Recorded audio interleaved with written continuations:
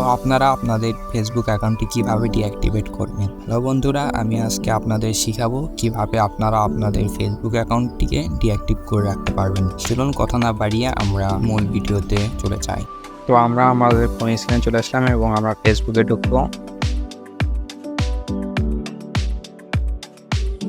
ফেসবুকে ঢোকার পর উপরে ডান দিকে যে 3 ডট লাইন দেখতেছি আমরা সেটাতে একবার ক্লিক করে দেব। সেটাতে ক্লিক করার পর এরকম একটা পেজ আসবে। এখানে আমরা সেটিং এর মতো একটা আইকন দেখতে পাচ্ছি, এটাতে ক্লিক করব।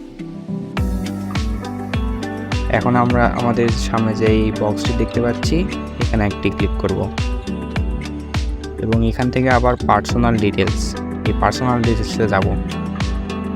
সেখান থেকে অ্যাকাউন্ট ওনারশিপ অ্যান্ড কন্ট্রোল এই অপশনটিতে আমরা যাব, তাহলে আমরা আমাদের ফেসবুক অ্যাকাউন্টটি ডিঅ্যাক্টিভ করতে পারবো।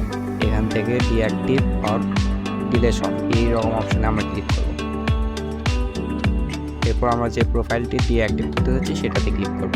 এখন আমরা এখানে দুইটা অপশন দেখতে পাচ্ছি, একটা হচ্ছে ডিঅ্যাক্টিভ অ্যাকাউন্ট আর একটা হচ্ছে ডিলেট অ্যাকাউন্ট। তো আমরা যেহেতু ডিঅ্যাক্টিভ করতে যাচ্ছি তাহলে ডিঅ্যাক্টিভেট দিয়ে কন্টিনিউ করব।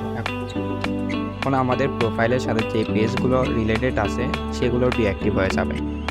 তো এখন আমরা কন্টিনিউ করব। এখন আমরা আমাদের পাসওয়ার্ডটি দিব এবং কন্টিনিউ চাপ দিব।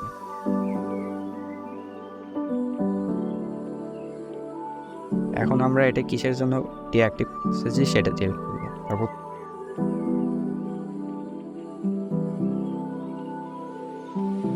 কন্টিনিউ ক্লিক করব।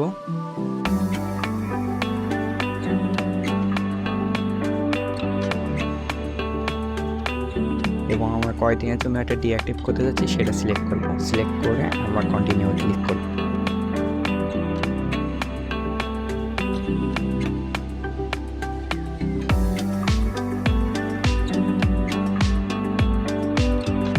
তো আমি এখন আমাদের ফেসবুক অ্যাকাউন্টটি ডিঅ্যাক্টিভ করতে চাচ্ছি না, সেজন্য আমি করলাম না। আপনারা